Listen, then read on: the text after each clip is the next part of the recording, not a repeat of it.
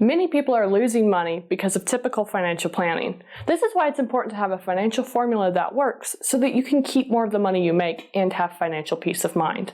Today we're going to be talking about the financial formula and one of the key components to that formula, which is life insurance. But it's not just any type of life insurance, it is whole life insurance. Also in this video, I will be giving you a tip on how to maximize the cash value of your life insurance, not just when it's in the policy, but when it comes out of the policy, so that you can create perpetual wealth. Let's get started. Whole life insurance sometimes is called straight life, ordinary life, or traditional life insurance. What that means is that the policy will have a guaranteed death benefit for the life of the policy, and it will also have a cash value that will build over time. Now, at the maturity date of the policy, the cash value and the death benefit will be equal. And the death benefit and the cash value will continue to grow as long as you continue making the premium requirements that the policy has, or as long as you keep meeting your contractual obligations, the insurance company will continue with theirs. Whole life insurance specifically pays a benefit on the death of the insured and accumulates a cash value. Here's what it looks like. I have a chart here of the whole life insurance, and this is just from an illustration. So what we're going to do is to put this into graph format so that we can see how the policy works as a picture. So here's the death benefit. And notice that the death benefit starts out high and remains high for the life of the policy. Then we have premium requirements. Now, premiums on whole life insurance policies are paid at a level rate for the life of the contract. And with the premiums, we have cash value. Now, notice this cash value starts accumulating from the first and then grows to meet that death benefit. This is traditional of whole life insurance. Now, notice on this policy that the premiums and the cash value, the premiums are high, but the cash value isn't really accumulating all that fast. And that's because this is a traditional whole life policy. So it takes this specific policy 19 years in order for the amount that you've paid in premium to be less than the cash value accumulated. So what if there was a way to expedite this? Well, let's take a look at these components that are working inside the whole life insurance policy so that we can see what's happening and where we might be able to make adjustments to make this policy more efficient. Again, we have this chart of the policy, and now we have the premium, we have a cash value, the death benefit, and then something called paid up insurance. Now notice when we first pay the first year's premium on this policy, it's a $10,000 premium. The cash value is zero because this is traditional whole life insurance. The death benefit starts out pretty high at about $700,000. And the paid up insurance is zero. Now the paid up insurance part is part of the death benefit. So when there's a value in the paid up insurance column, you're not getting both the death benefit and the paid up insurance. Let me show you. So here we have the second year, and the premium is still $10,000. Notice there's a cash value this year. The death benefit stayed level, and now we have some values on that paid up insurance. It's because of this paid up insurance here that we have a cash value. Whole life insurance is like renting to own. You make a payment, and you can live in the house, but you don't own it. Same with whole life insurance. You make a payment, the insurance company is willing to give you a death benefit, but you don't own it. As you pay more premiums, you start building what's called paid up insurance. And this portion of the policy is what you actually own. So you own the paid up insurance. This is the part of the death benefit that you personally have purchased. Now, the death or the paid up insurance part is also what dictates how much cash value this policy can have. Since you own this portion of the policy, the insurance company is willing to loan you some of their money and hold this paid up insurance as reserve. Just like this. Now, here are the rest of the years of the policy. Notice that the death benefit stays level, but the paid up insurance is increasing, and so is the cash value. So now if we look at the paid up insurance column, what if there was a way to accelerate this part of the policy and get this type of insurance faster so that the cash value could grow faster? Well, there is a way to do that, but to do that, we have to take out some of the death benefit. And when we take out some of the death benefit that we're renting, it allows us to have more death benefit that we own. And it looks something like this. This is called single premium insurance, and here's a chart of how it looks. Notice that this gentleman is paying $100,000 in premium the first year. He has a cash value of $86,000, almost $87,000. And the death benefit for that amount of premium is relatively small at $373,000. This is because most of the death benefit is paid up in insurance, letting him have such a large cash value in year one. Here's the chart illustration. The rest of the chart, you can see he has no more premiums, but the cash value continues to grow and the death benefit stays level. Now, here is the way that this looks in graph format. We have the death benefit, we have one premium, and that premium is quite large compared to the death benefit. Then we have a cash value, which also starts out quite high and grows to reach the death benefit, as any whole life policy will. Well, this worked so well that many people started doing this because it was a way to put a one-time payment and get a large amount of cash to work with. And because of the nature of whole life policies, the cash inside the policy is tax. You can use it without tax penalties or fees. It was so good that in 1988, the IRS said, this is too nice. We are getting cut out of these taxes. People are putting their money in these types of policies, and we don't get to tax it the way that we should. And so the IRS labeled these policies MEC policies in 1988. And what this did to the policy is it made anything that was above what these people had paid in premiums, any growth above that, became taxable. So here's that depiction. So the insurance companies now needed to find a way to take this single premium concept and try to blend it with a regular whole life policy to see if they could make something that was still tax favorable for their customers, but not start all over just with a traditional whole life policy, because people liked this type of growth. That's when the paid up additions rider was born.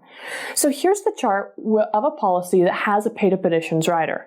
And I'm going to put up the graph again of the traditional whole life policy with the death benefit, premiums for life, and the cash value. What the rider, the paid up additions rider, did was purchase a single premium life insurance policy on top of a whole life policy. That's the concept. So here we have the death benefit purchased by the paid up additions rider. And we had some premiums for the paid up additions rider. And the cash value on the paid up additions portion starts out high and grows very quickly. When we blend it all together, it looks something like this. Death benefit, premiums, and cash value.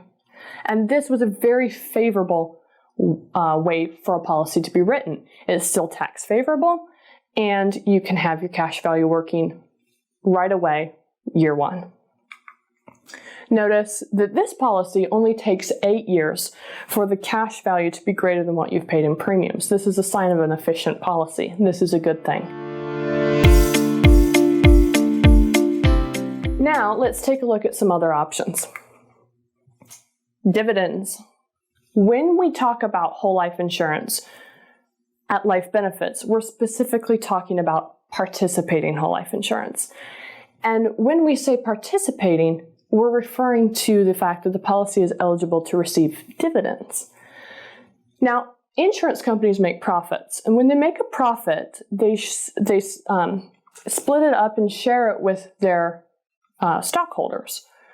And so when we work with mutual companies that have participating policies, instead of the profits going to the stockholders or the shareholders, those profits get shared with the policyholders, which is us and you, if you own a participating whole life insurance policy. So the first dividend option that we can elect when we purchase a participating whole life insurance policy is the dividend option to increase your death benefit. Now, you can increase the death benefit like this And what happens is when the dividend comes in and the insurance company shares it with you, they just buy some more life insurance so that your death benefit increases. Obviously, since the death benefit and the cash value are tied at maturity, that will increase your cash value also. Another way that you can have the dividend paid to you is in the form of a check. The insurance company will write a check out and send it to you. When you choose this option, it's like getting extra cash out of the policy without affecting the growth of the policy. Another dividend option that you have is for the dividend to go towards paying premiums. So your dividend can be applied towards your premium next year and help lower it. And as your policy becomes more efficient, chances are the dividends could actually pay for the premium.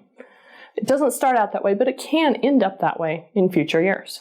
Another dividend option is to have the dividend funds accumulate an account bearing interest. You'll pay taxes on the interest that that account earns, but the dividend can be earning in that account. Our favorite way at Life Benefits to have your dividend allocated is the paid-up additions. So when we purchase paid-up additions with the dividend, this is what it looks like. This is the traditional whole life policy with a paid-up additions rider on it, and now we're allocating these dividends because it's a participating whole life insurance policy. We're allocating the dividends toward paid-up insurance. When we do that, the death benefit grows because the dividend is purchasing paid-up insurance, which has to buy a little bit of insurance and a lot of cash value. So now we have death benefit increased, and when a death benefit increases on a policy, cash value also has to increase because the two have to equal each other when the policy matures. So with that, now we have some extra cash value in the policy that we wouldn't have had before. And once the dividend is paid, it cannot be taken away from you. So this is like being able to buy more insurance, even if you're uninsurable in the future, and have more cash value that you can work with. So that's why we like the paid-up additions option so much when it comes to dividends. Here's an actual dividend statement. And I want to take a look at these numbers so that you can see firsthand what's happening when the insurance company pays the dividend. So this particular policy is about 7 years old. And in 2019, it received a dividend of about $24,000. That dividend was purchasing paid-up additions. And so this gentleman got an extra cash value in the policy of $28,299. The death benefit also increased, and the death benefit increased by over $61,000. Over the years, this policy is about 7 years old. This gentleman has seen an increase in cash value of about $159,000 because the dividends are buying paid-up additions. He's also seen an increase in death benefit of about $408,000 due to the dividends. Since this policy is still considered a baby policy, since it's only 7 years old, can you imagine what these dividends are going to look like in the future? Because dividends increase over time as you own more and more paid-up insurance. This is a good thing. This is very neat, and this is why we like that paid-up additions dividend option. Now let's talk about accessing money in the policy. So let's say you've had this policy for 5 years. So you see there's $46,000 of cash value there. Now, suppose you need to borrow $23,000. You need to use $23,000 for something. So you want to access the cash value of the policy via a loan. There's $46,000 here, so the insurance company knows they can loan you $23,000. You submit the loan paperwork, and the insurance company takes that $23,000 and sends it over to you via check or via direct deposit or wire transfer, however you prefer. Then on the insurance company side, they subtract the loan from your available balance to tell you if you wish for another loan, then you'll only have $23,653 available now. What happens though if you were to die while the loan was out? We get this question. Some people wonder, will the insurance company pay the death benefit because I have a loan borrowed? The short answer to that is yes, they will, and here's how they calculate how much to pay. They look at the death benefit, They translate that over onto their death benefit claim form. Then they take a look at the outstanding loans on the policy. They say, oh, there's $23,000 that this person has borrowed. So we subtract that $23,000 from the death benefit. This is going to leave about $371,000 in this policy. They take that money and they send that to your beneficiaries. But because you've already borrowed the $23,000 and maybe you've used it for something that your beneficiaries will have, or maybe it was just something that you had borrowed out and then hadn't had a chance to use yet, the beneficiaries have that capital too. And so your beneficiary really needs to add the two of those together, the $23,000 and the benefit that they received from the insurance company. And that creates the death benefit, which you can see matches what's in the policy. Now, all insurance companies charge interest when you take a loan. So depending on how long you've had the loan out, the insurance company is also going to subtract the interest that is due to them if you were to pass when you have an outstanding loan. So that part has not been figured into this equation. Just remember there will be an interest charge, and it's dependent on how long you've had the money, out of the policy for you to use. Earlier on in this video, I said I would give you a tip for another component of the formula that we're talking about. Prescription for Wealth was written to detail how you can use the loans from the policy efficiently to create perpetual wealth outside of the policy, in addition to having the growth of the policy working for you on your side. So I'd highly encourage you to get this book. You can find it on Amazon, or you can get it as a free download on our website. I'll have the link in the description box for you. Now let's talk about withdrawals from a policy. So instead of a loan, let's suppose that you needed to withdraw the money. You might need $26,000. And in year 3, there is $26,000 of cash value.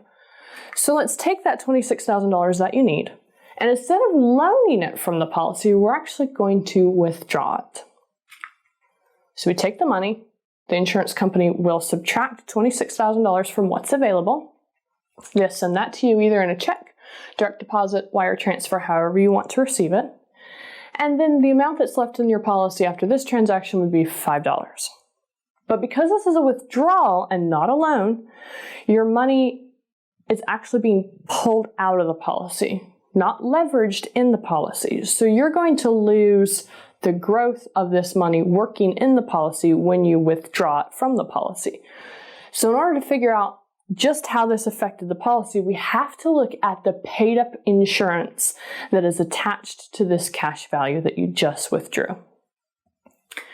On this particular policy, we take the paid up insurance that matches the same year that you withdrew from, and the paid up insurance that was tied to the $26,000 that you needed was $105,000. So we're going to subtract that from the amount of paid up additions that you started with this year. This leaves about $20 left in the policy of paid up insurance, which is going to affect the way the policy performs in future years. Now here's the death benefit on this policy. Because the paid up insurance is part of the death benefit, we also have to subtract from that to figure out what the new death benefit will be. So we're going to take the same paid up additions or paid up insurance figure, subtract it from the death benefit, and here's our new death benefit. Now we'll complete the chart for the remaining couple years of the policy. And you can see the cash value is extremely low the year that you withdrew because you actually took those funds out of the policy. The death benefit decreased, the paid up insurance decreased, and now the next year it has to kind of essentially start over creating paid up insurance and cash value for you. So in some situations, a withdrawal can be necessary, but it's not our first option to choose from. By borrowing from the policy instead of withdrawing from it, you're keeping options open in case you do need to withdraw from the policy later, but you're also not killing the growth of the policy prematurely. Now let's talk about some non-forfeiture options. Non-forfeiture options came about because the insurance company wanted to protect a way to keep the policy alive as long as possible if premiums were not received. So the first option that we're going to talk about is the reduced paid up option. The reduced paid up option works on the paid up insurance that you have in the policy. So let's assume that this policy is going to RPU, reduce pay up, in year 6. So here we are in year 5, and we see that the paid up insurance is $176,000. When the policy becomes a reduced paid up policy, this amount of paid up insurance, the part you own, becomes your new death benefit. The insurance company just transfers this value over to your death benefit column and fills in the columns from there on out. The paid up insurance column is going to stay identical to the death benefit because this is all the insurance that you own in the policy, and because that's now the death benefit, the columns are identical. The premium column is going to 0 because when a reduced paid up option is elected, the policy can no longer accept premiums. So you just have what you own at that point. The cash value notice continues to grow. Why? Because the cash value has to equal the death benefit at maturity. This policy is not a mature policy, it's just a reduced paid up policy. So the cash value continues to have to grow at a reduced rate, of course, until it reaches that death benefit at maturity. There are 3 ways that you can elect the paid up or 3 ways you can get to reduced paid up status. 1, through non-forfeiture, meaning if you don't pay the premium in 1 year and you have elected the non-forfeiture option as reduced paid up, the insurance company will automatically do this in order to keep the policy from lapsing. The other way that you can get a reduced paid up status is by electing it. You can contact the insurance company and say, hey, I'd like to stop paying premiums. Make my policy a reduced paid up policy. And they will. The third way to get to reduced paid up status is to let the policy get there naturally on its own. All policies will. All whole life policies will. Some get there at age 75, some at age 95, some at age 100, and some at age 121. So it just depends, but all policies will get to this status on their own if you let them. One thing that you will want to be aware of is that any time that you either elect the reduced paid up option or the insurance company makes the policy a reduced paid up policy as a non-forfeiture option, anytime that happens, if the policy is not at least 7 years old, it will change its tax status. So instead of having favorable tax status, it will become a modified endowment contract and have a MEC status, a taxable status. So just keep that in mind. If the reduced paid up option is elected or happens to the policy anytime within the first 7 years, it is changing tax status as well. The next non-forfeiture option that we want to look at is the automatic premium loan. The way that the automatic premium loan works is the insurance company says, okay, here we are in year 3, the cash value in this policy is about $26,000, and we haven't received any premium on this case, and it's about to lapse. So instead of lapsing the policy or putting it to reduce paid up insurance, what they're going to do first is take a look at the cash value. Now the premium on this policy is only $10,000. We can see that right here. The cash value is $26,000. So is there enough for the insurance company to borrow from the cash value to pay that premium? Well, yes, there is. So they take the cash value and they look at the premium and they subtract and they pay the $10,000 premium from the cash value. Now, this creates a loan on the policy. This is not a withdrawal, a loan. So this loan is going to be an interest loan. It's an interest-only loan, and if you don't pay the interest on the loan, it will compound over time, like any loan does. There are a couple ways that you can get to the reduced paid up or the automatic premium loan. Number 1, it can be a non-forfeiture option, whereas if you don't pay the premium, the insurance company is automatically going to check the policy for a loan. Or you can elect the automatic premium loan by calling the insurance company and saying, please take my premium for this year from the policy's available cash value. Another non-forfeiture option that we have to look at is the extended term insurance. Now this is default on all whole life policies. So this is the default option, so you should understand how it works. With extended term insurance, the insurance company is going to look at the cash value of the policy. And they're going to take this cash value and they're going to buy death benefit with it in a term insurance policy for as long as possible. So in this particular policy, the death benefit is almost $400,000. So they're going to use this $46,000 of cash value to buy that death benefit for as long as possible. Death benefit, and they extend it. What happens to the rest of the policy now? Because now it has been essentially converted from a whole life policy to a term policy.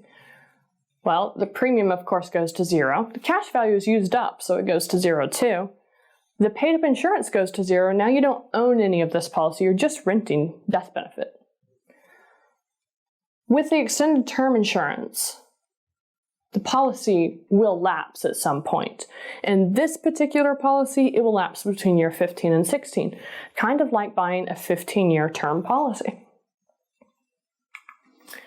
This extended term insurance is, like I said, the default option for most whole life insurance policies as a non-forfeiture option. So you can have extended term with a non-forfeiture option if you don't pay the premium, or you can elect it. You can call the insurance company and say, hey, I don't want my cash value anymore, don't want to pay premiums, make my policy an extended term policy, and they will.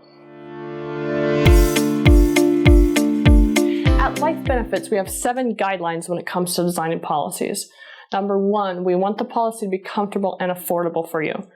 If it's not comfortable, you won't do it. And if it's not affordable, you can't do it. And so we don't want to ever put you in a position where you can't afford the premiums or you don't want to afford the premiums because of comfort and affordability issues. We always include a paid-up additions rider on our policies. Now, in some cases, the underwriter at the insurance company will not allow the paid-up additions rider, but that rarely happens.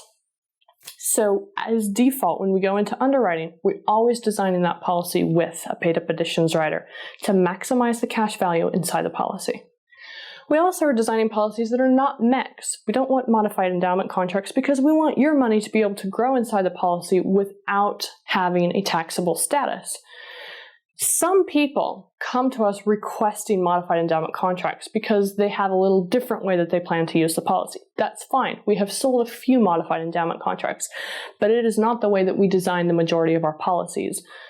So we always want to have that favorable tax status unless someone specifically requests for something else. We also want to have the policy have an automatic premium loan feature so that if for some reason you miss a payment, either it's late in the mail or something happens, the insurance company is going to check your cash value to see if they can borrow money for the premium from the cash value before they put it into the non-forfeiture status. If the policy does go to non-forfeiture status, we want to elect that reduced paid up option. So instead of keeping the default option on our policies, we change that to the reduced paid up option. 6th, we always have the dividends purchase paid up additions. For obvious reasons, as you saw, the dividends can be quite large and powerful, especially during later years. We want to maximize that efficiency. There are other dividend options and you can choose them or elect them at any time you own the policy. But to start out, we're going to select purchase paid up additions for efficiency. And then finally, we encourage all our clients to take loans from their policies as opposed to withdrawals. In the future, you may need or want to withdraw money from the policy, but let's not hinder the growth by withdrawing from it first thing or right off. Because when you withdraw, you're pulling money out of the policy and keeping it from working to create more value inside the policy. When you loan, you're accessing the insurance company's money, leaving your money inside the policy to do its thing. If you've enjoyed this video, I really hope you'll pick up a copy of Prescription for Wealth. You can get this book on Amazon, or you can go to our website and get a complimentary audio or e-copy of this book. This is the book that has the tip about how to use the life insurance cash value outside the policy to create perpetual wealth. The links are in the description box below.